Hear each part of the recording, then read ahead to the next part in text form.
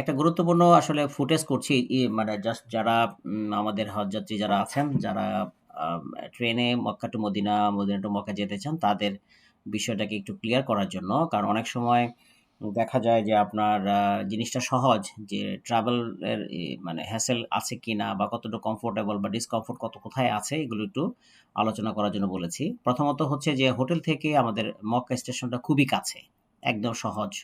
কাছে বলতে হচ্ছে যে সে যারা 5 স্টারে থাকবেন বা মেসপালায় থাকবে তাদের থেকে ট্রেন স্টেশনের দূরত্ব হচ্ছে মাত্র ৫ কিলোমিটার। দ্যাট মিনস এটা হচ্ছে আমাদের মেট্রো স্টেশন এইটা পুরোটা। স্টেশনের দৈর্ঘ্যটা যদি আমি চিন্তা করি তাহলে নিয়ার অ্যাবাউট দৈর্ঘ্যটা হচ্ছে আমার রাস্তা থেকে আরকি। রাস্তা থেকে আমার দৈর্ঘ্য হচ্ছে নিয়ার অ্যাবাউট প্রায় ৭০০ মিটার কম বেশি। ঠিক আছে? সো এই ওকে, যেটা বলছিলাম সেটা হলো আপনার দূরত্ব হচ্ছে ৫ কিলোমিটার। এখন বিষয়টা হলো যে সাধারণত হজ মৌসুমে আ হাজি সাহেবরা যখন মক্কা টু মদিনায় আসে, যেহেতু তাদের কাছে অনেক লাগেজ-টাগেজ থাকেন বা হোয়াটএভার, আমি প্রথমত ৫ স্টার বেডের কথা বলছি। আমি ধরে নিচ্ছি যে ট্রেনের সময়সীমা হচ্ছে সকাল আ কথার কথা আপনার ১২ 11টা। টায়। দুপুর ১২ টায় হচ্ছে আমাদের Mecca to Medina flight. Sorry, ট্রেনে যাবে আমরা। কিন্তু কথা হচ্ছে 5 স্টার বেল্টে যারা থাকবেন তাদের অসুবিধাগুলা কোথায়? যে কি সমস্যাগুলো ফেস করতে হয়? প্রথমত তাদেরকে একটা যেভাবে আমরা মক্কা মদিনায় গাড়ি নেই, যে স্টাইলে গাড়ি নেই সেই গাড়িটাই ওই গাড়িটা তাদেরকে পিক করে নিয়ে আসবে ট্রেন স্টেশনে। এখন এই মক্কার ক্লক টাওয়ারে কোনো গাড়ি ঢোকার পলিসিটা কি? এটা একটু জানা দরকার। পলিসিটা হচ্ছে যে আপনার এইখানে গাড়ি ঢুকতে গেলে পরে গাড়ির নাম্বার, রেজিস্ট্রেশন নাম্বার দিয়ে আমাদের হোটেল লবিতে কনফার্ম করতে হবে। লবিতে কনফার্ম করার পরে তারা একটা টোকেন ইস্যু করবে, যে টোকেনটা চলে যাবে ক্লক টাওয়ারের নিচে গ্রাউন্ডের আউটডোর প্লেসে, যেখানে মূলত ওই গাড়িটা যখন আসবে তখন সেটা দেখালে ওরা তখন বলবে ইয়েস তুমি ঢোকো ভিতরে। এই প্রক্রিয়াটা করতে নরমালি হাজি সাহেবরাদেরকে আমরা যখন জানাই সেখান থেকে ১ থেকে ১.৫ ঘন্টা সময় লাগে গাড়িটা ঢুকতে। আসলে এত র্যাপিডলি গাড়ি ঢুকতে থাকে এবং এত রাশ থাকে এই রাস্তাটা, যেহেতু একটা রাস্তা ভিতর থেকে ইন করতে হয়। সুতরাং এই গাড়িটাকে নিয়ার অ্যাবাউট আমাদের আ যখন আমি টাইম দিচ্ছি সে সকাল ৯ টায়, আল্টিমেটলি গাড়িটা পৌঁছাইতে আমাদেরকে স্টার্ট করতে হয় সকাল ৭:৩০ থেকে ৮ টায়। গাড়িটা ঢোকার ট্রাই করতে হয়। যেহেতু আমাদের স্টেশনে যাইতে হবে ১২টার গাড়ি ধরার জন্য। তো গাড়ি ধরার জন্য গাড়ির এই প্রক্রিয়াটা অনেক জটিল। এখানে একজন লোক অ্যাসাইন থাকে যিনি গাড়িটাকে হাজী সাহেবদেরকে পিক করার জন্য ক্লক টাওয়ারের নিচে যাবেন। তো নিচে যাওয়ার প্রক্রিয়াটা নিয়ার অ্যাবাউট আমাদের জন্য প্রয়োজন হয় ১ থেকে ১.৫ ঘন্টা, যেটা হাজী সাহেবদের জানার কথা না। এটা আমাদের পার্ট, প্রক্রিয়াটা। এবার খুব প্রম্পটলি মানে তাদেরকে আমাদের যেটা করতে হয় লাগেজগুলো আগে আমাদের নামিয়ে রাখতে হয়। এবং একটা বেল বয় দিয়ে নিচে নামিয়ে রাখবে এবং তারও একটা নির্দিষ্ট টাইম থাকে। টাইমের পরে আবার লাগেজগুলো সরিয়ে ফেলে ওরা। কারণ র‍্যান্ডম লাগেজ আসতে থাকে। হাজী সাহেবদের একজন ওখানে দাঁড়ায় থাকতে হয় লাগেজগুলোকে পাহারা দেওয়ার জন্য বা থাকার জন্য। তো এই গাড়ি আসার পরে আমরা আমাদের সহযোগিতায়, হাজী সাহেবদের সহযোগিতায় আমরা গাড়িতে মালামালগুলো উঠিয়ে দিয়ে হাজীদেরকে আমরা উঠিয়ে দিলাম। আমরা ট্রেন স্টেশন পর্যন্ত একজনকে পাঠাতে পারি বা সাথে যাইতে পারে। It depends. এই গাড়িটা উঠায় নিয়ে আমরা কি করলাম? ট্রেন স্টেশনে চলে গেল। এখন ট্রেন স্টেশনে ৫ কিলোমিটার রাস্তা, আসতে কত সময় লাগে? নিশ্চয়ই ৫ মিনিট লাগবে হিসাব অনুযায়ী। কিন্তু না, এখানে সময় লাগবে নিয়ার অ্যাবাউট আধা ঘন্টা। মানে যদি খুব তাড়াতাড়ি হয়ে যায় তাহলে লাগবে আধা ঘন্টা। তার মানে হচ্ছে যে গাড়িটাকে পিক করতে আমাদের সময় লাগছে ১.৫ ঘন্টা, ১ থেকে ১.৫ ঘন্টা ঢুকতে। কিন্তু হাজী সাহেবদের কিন্তু ওই যে ১ ঘন্টা তা কিন্তু লবিতে অবস্থান করতে হবে। কারণ দেখা গেল যে গাড়িটা আমি বললাম কিন্তু কোনো কারণে রাস্তা ক্লিয়ার, অথবা আমি আমার গাড়িটা আগে পেয়ে গেছি কোনো না কোনো আমার স্লটটা, তখন কিন্তু গাড়ি ফট করে ঢুকে যাবে। গাড়ি ঢুকে যাওয়া মানেই হচ্ছে ওখানে গাড়ি স্টে করতে পারবে না। যদি হাজী সাহেবদেরকে না পায় তাহলে গাড়ি আবার বের করে দিবে ওখানকার কর্তৃপক্ষ, পুলিশ।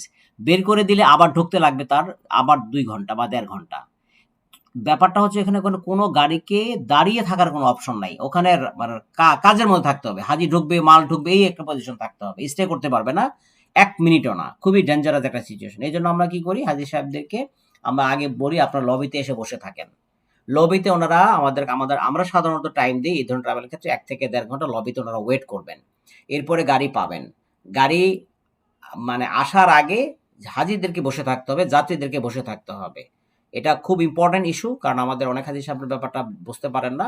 মনে করেন গাড়ি আসুক পরে নামবো, ব্যাপারটা তা না। গাড়ি আসার আগেই যাত্রীদের রেডি থাকতে হয় তারপরে গাড়ি আসবে, তারপরে গাড়িতে উঠবে। ওঠার পরে ওনারা চলে গেলেন। যথারীতি ট্রেন স্টেশনে পৌঁছালেন।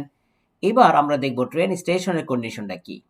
ট্রেন স্টেশনের বিষয়টা হচ্ছে যে গাড়িটা আউটডোর প্লেসে থামাবে। এই যে আমি এখন যে দৃশ্যটা দেখতে পাচ্ছি, এইটা মূলত হচ্ছে রাস্তা থেকে এসে এই লবিগুলো মানে এই গাড়িগুলো এই অংশে জাস্ট এইখানে যে দেখতে পাচ্ছেন আমরা এই প্লেসটা, এই অংশে মূলত গাড়িগুলো থামাবে। থামানোর পরে এইখানে এটা ওয়াকওয়ে, নরমাল ওয়াকওয়ে। এইখানে অনেক ছেলেপেলেরা থাকে যারা ট্রলি নিয়ে অপেক্ষা করে। তো ট্রলি নিয়ে অপেক্ষা করে, ওটা অফিসিয়ালি ট্রলি নিয়ে থাকে, বাট এদেরকে অন পেমেন্ট এই ট্রলিগুলোকে ক্যারি করাইতে হয়। এখানে বাইরের কোনো ব্যক্তি ট্রলি ইউজ করতে পারবে না। মানে এটা রেজিস্টার্ড পোশাক পরিহিত ট্রলিম্যান আছে, যারা আপনাকে হেল্প করবে এবং মালামাল ধরবে, নামাবে। নামাইয়ার পরে তারা বলবে আপনারা একটু কাটেন, কি বলে, একটা কুপন কাটেন, মানে সার্ভিস চার্জ দেওয়ার জন্য। এটা ভিতরে আবার কাউন্টার আছে, কাউন্টারে কাটবে। কাটার পরে এই ২৭ রিয়াল বা ৩০ রিয়ালের মতো লাগে, এটা হাজি সাহেবরা পে করে দিবেন। তার লাগে যেহেতু অন্যকে দিয়ে আপনি ক্যারি করাবেন সেই ক্ষেত্রে। এরপরে তিনি হবেন যেটা এই স্টেশনের পার্টটা পুরোটা এয়ারপোর্টের মতো, জাস্ট লাইক আপনার এই আমাদের যে ফ্লাইটে যাই আমরা, জাস্ট ইন্টারন্যাশনাল এয়ারপোর্টের স্ট্যান্ডার্ডে এইভাবে করা। এখানে যেটা হবে যে ভিতরে পৌঁছার পরে যথারীতি যিনি ট্রলিম্যান আছেন তিনি জিজ্ঞাসা করবেন যে আপনার কত নম্বর বগিতে আপনার সিট। ধরলাম ৮ নম্বর বগিটা। এখন এইখানে এসে পরে কি হয়, এইখানে আসার পরে আপনাদেরকে চেক ইন, এখানে মনে রাখতে হবে যে ট্রেন স্টেশনে ট্রেন ডিপার্চার হওয়ার ১ ঘন্টা আগে আপনাকে অবশ্যই পৌঁছাইতে হবে। এটা একেবারে বিমানের মতো অন টাইম প্রোগ্রাম। এখানে কোনো রকমের সুযোগ নাই যে আগে পরে ছাড়বে। অন টাইম মানে অন টাইম, অটোমেটিক। এখানে আসার পরে আপনি যথারীতি ওদের চেক ইন কাউন্টারে যাবেন। চেক ইন কাউন্টার হলো যেই দিকে ঢুকতেছেন তার উপর দিয়ে আপনি যাবেন। আবার আরেকটা এসকেলেটর আছে বা লিফট আছে, সেখান থেকে আপনাকে উপরে নিয়ে গেলেন। চেক ইন করলেন টিকিট দেখিয়ে। চেক ইন করার পরে লাউঞ্জে বসলেন, কিন্তু আপনার দূর থেকে দেখতে পাবেন ট্রেন, বাট আপনি নামতে পারছেন না। কারণ নামাটাও নির্দিষ্ট ১৫ মিনিট আগে বা ২০ মিনিট আগে ওরা গেট ওপেন করবে। গেট ওপেন করার পরে আপনি নিচে নামবেন লিফটে বা এসকেলেটর দিয়ে। নামার পরে এবার আর কোনো ওয়ে নাই। এবার আপনাকে অন ফুট হেঁটে যেতে হবে। হাঁটতে হবে কতটুকু? আমি এখন যে দৃশ্যটা দেখতে পাচ্ছেন, এটা বেসিক্যালি আপনার প্ল্যাটফর্ম। এই প্ল্যাটফর্ম এখানে ৪টা-৫টা প্ল্যাটফর্ম আছে। যে সাদা অংশ যা দেখতে পাচ্ছেন পুরোটাই প্ল্যাটফর্ম। এখন আপনার কিন্তু হাঁটার কাজ শুরু করতে হচ্ছে এখান থেকে। আমি যদি ধরি নেরাবোট, আপনি এখানে আসলেন, এখানে এসে আপনি এখানে চমৎকার রেস্টুরেন্ট আছে, ওয়াশরুম আছে, নামাজ ব্যবস্থা আছে, সবকিছু আছে। ফুল লাইক এয়ারপোর্ট। এখানে আপনি এসে অবস্থান করলেন, অবস্থান করার পরে আপনি নেমে আপনি আল্টিমেটলি আপনাকে যদি ৮ নাম্বার বগিটা এই জায়গায় ধরি, তার মানে আপনাকে ৫০০ বা ৬০০ মিটার হেঁটে এখানে আসতে হবে। কোনো ওয়ে নাই। কারণ এখানে কোনো রিক্সা নাই, ঘাটও নাই, কিছুই নাই। সো হেঁটেই আসা ছাড়া উপায় থাকবে না। আর আপনার যে লাগেজগুলো যেগুলো আপনি দিয়েছেন ওই ট্রলিম্যানের কাছে, ও কি করেছে, ও ৮ নাম্বার এসে দাঁড়ায় আছে। ৮ নাম্বার বগির সামনে দাঁড়িয়ে আছে। আপনি যত আর্লি হেঁটে আসতে পারবেন, তত আর্লি ওকে পাওয়া যাবে। ওকে পাওয়ার পরে ওই লাগেজগুলো ও উঠিয়ে দিবে। উঠিয়ে দেওয়ার পরে ওকে আলাদা একটা টিপস দিতে হবে।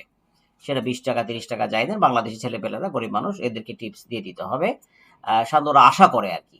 আর আল্টিমেটলি ওই যে একটু কুপন কেটেছেন ৩০ রিয়াল দিয়ে, ওইটার বাইরে হচ্ছে এইটা। এবার আপনাকে লাগেজ উঠিয়ে দিল, ফাইন। উঠানোর পরে আপনি যথারীতি ট্রেন বিসমিল্লাহ করে ছেড়ে দিল। ট্রেন ২ ঘন্টার মধ্যে আপনি যথারীতি মদিনায় পৌঁছে গেলেন।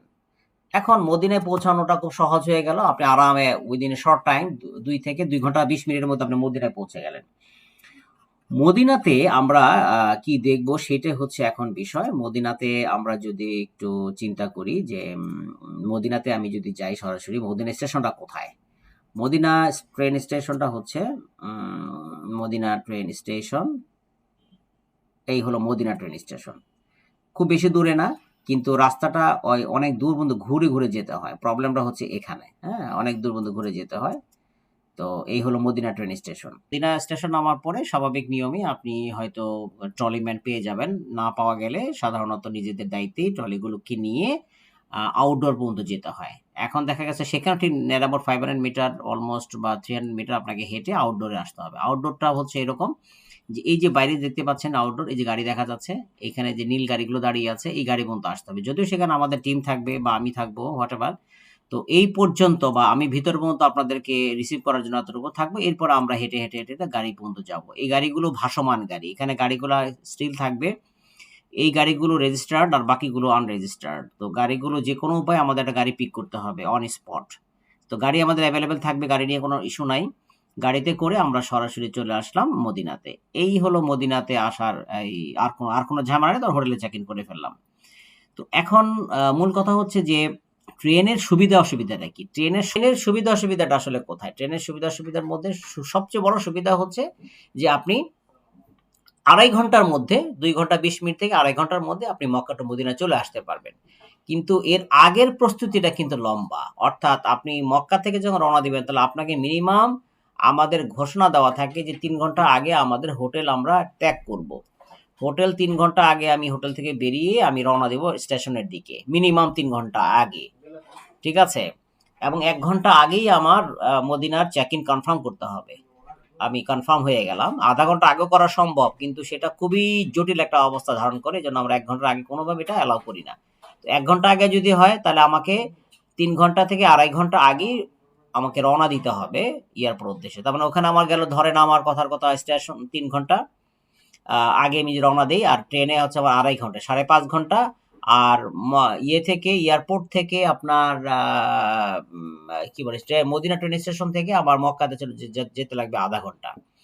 তাহলে মানে ৬ ঘন্টার মতো আমার লাগবে মক্কা টু মদিনায় যদি আমি ট্রেনে আসি। ঠিক আছে? আমার মাঝখানের জার্নিটা খুব মানে ছোট।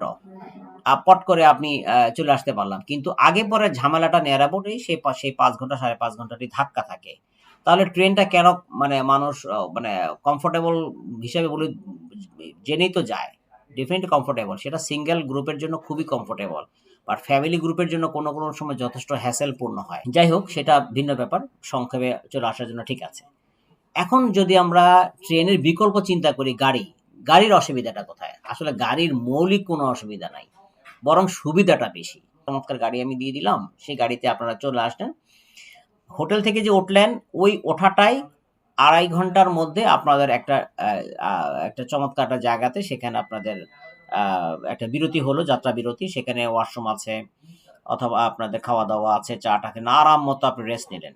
এরপরে পরবর্তী আবার ২.৫ ঘন্টার মধ্যে আপনি এই মদিনা হোটেলে চলে আসলেন। এখানে কোনো বাধা-টাধা নাই। নামো, উঠাও, লাগেজ নামাও, লাগেজ উঠাও, এগুলো কোনো কিছু নাই। জাস্ট আপনাকে আমরা লাগেজ উঠাই দিলাম। ওই অনুযায়ী আপনি হোটেল টু হোটেল আপনাকে ৫.৫ ঘন্টার মধ্যে বা ৫ ঘন্টার মধ্যে হোটেলে চলে আসলেন। যদি আমরা চমৎকার দেরি-ঠেরি করেও যদি রওনা দেই। তো এই হলো মোটামুটি গাড়ির বিষয়টা হচ্ছে যে উঠলেন আর নামলেন। আর ট্রেন হচ্ছে আপনি উঠবেন, নামবেন, উঠবেন, নামবেন, উঠবেন, নামবেন। আপনাকে ৬ দফা আপনাকে ওঠানামা করতে হবে। তো আমার ব্যক্তিগত অভিমত হচ্ছে এটাই যে ট্রেন ইজ মোস্ট কমফোর্টেবল জার্নির পিরিয়ডটা, এতে কোনো সন্দেহ নাই। আর যদি মনে করি যে না সময়ের বিবেচনা করি, সময়টাকে সেভ যদি করতে চাই বা সময়কে বিবেচনা করি তাহলে দেখা যাচ্ছে যে সময়টা আসলে প্রায় ট্রেন জার্নি এবং বাস জার্নি বা প্রাইভেট কার জার্নিটা সেম অ্যাজ পার একদম সেম। বরং আমার কাছে আরো বেশি কমফোর্টেবল মনে হয় এইটা। তবে ট্রেন হচ্ছে এক্সপ্লোর করার জন্য, এই হাই স্পিড ট্রেন এক্সপ্লোর করার জন্য সেটা ভিন্ন ব্যাপার। মানে ওইটা অন্য ব্যাপার যে ওইটাকে আমি এক্সপ্লোর করতে চাই। এটার জন্য আমি ট্রেনে উঠেছি। এই বিবেচনায় ট্রেন ঠিক আছে। কিন্তু সময় সেভিংস এর বিবেচনা বলেন, হ্যাসেল এর বিবেচনায় বলেন, ট্রেনটা গ্রুপের জন্য একটু হ্যাসেল তো বটেই। কারণ যে ওঠানামার কথাগুলো বললাম এগুলো বাস্তব। এগুলোকে আমাদেরকে মানতেই হবে। কোনো উপায় থাকে না। এই হলো আমি একটা ধারণা দিলাম আপনাদেরকে। আশা করি এই ধারণাগুলো হয়তোবা সিদ্ধান্ত মেকিং এ সহজ হবে। ধন্যবাদ। আসসালামু আলাইকুম ওয়া রাহমাতুল্লাহ।